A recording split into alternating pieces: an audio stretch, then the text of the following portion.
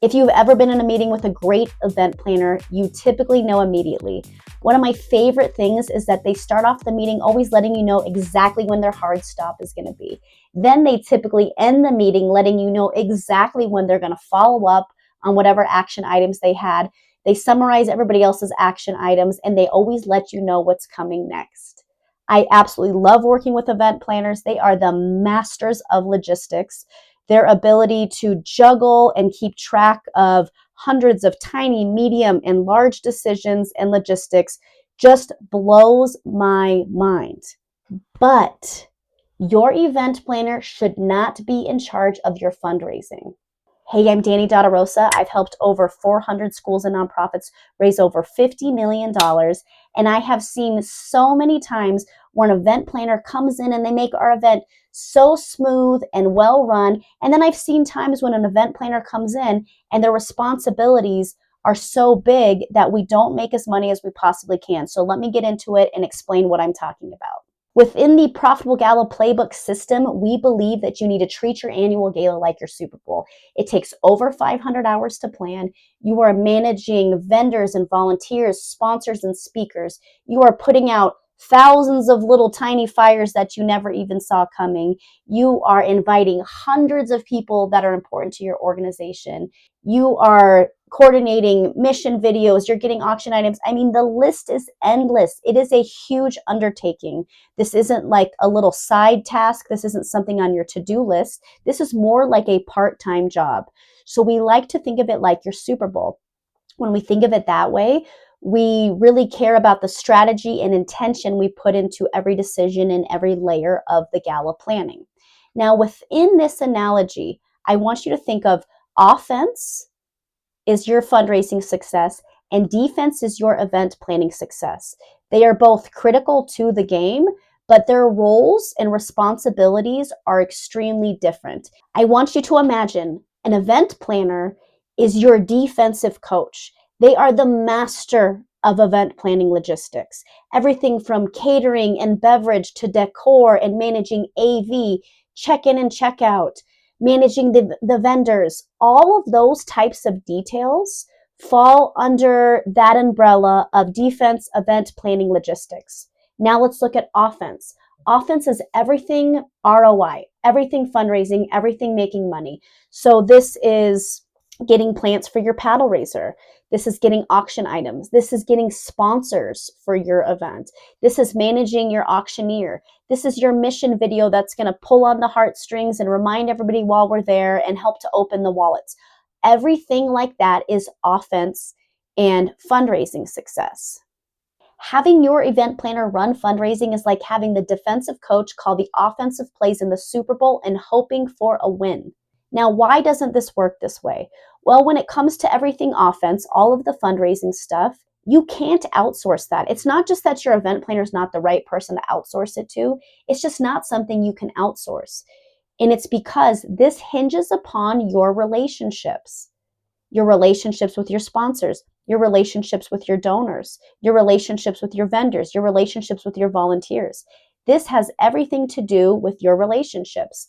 So the only people who can and should work on offensive stuff are the senior leadership and the board members and the staff members. They are the only people that have the relationships to work on the offensive stuff. Again, your event planner is incredibly competent, but asking them to work on the offensive stuff is not fair, not only for their skill set, but because they don't have the relationships that you have. Now, the other thing I have seen become a problem when we blur the lines between our roles here is with your auctioneer. So I have been in countless situations where this amazingly brilliant event planner is now in between me and the director of development or the executive director. And it makes sense. I'm on the list of vendors. I'm somebody that this event planner is supposed to be managing, so they're managing me. They're having meetings with me. They're telling me what the auction items are. They're telling me what the run of show is. Now, here's the problem.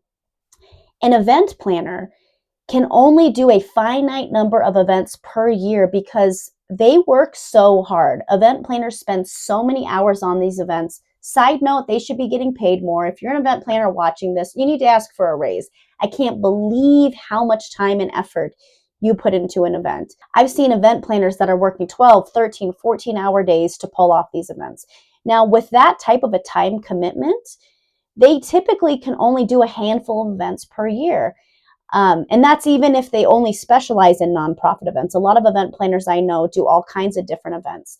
Now, if they have a team, maybe they can do up to 10 or up to 15. It depends. But they really have a finite number of events they can do per year. Whereas an auctioneer, some of my colleagues are doing up to 70 events per year.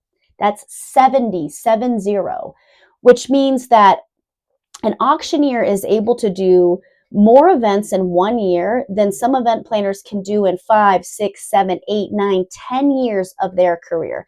So what does this mean? This means that your auctioneer has an unbelievable, it has a wealth of knowledge when it comes to raising money at galas.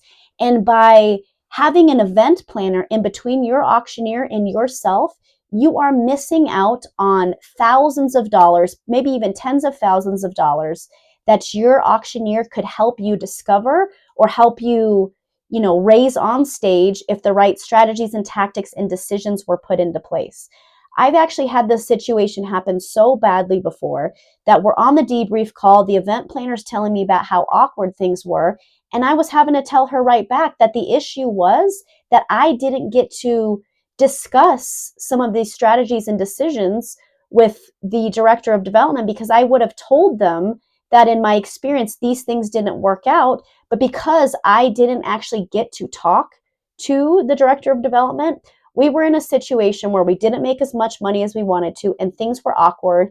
And I'm telling you, it could have been 100% avoided if I was able to exercise my expertise, which is raising money, not event planning, not these logistics, but raising a lot of money in one night. People like myself, that is our expertise. And by having your event planner in the middle of your auctioneer, because you see your auctioneer as another vendor rather than a partner on your offensive team, I've seen that be a huge issue.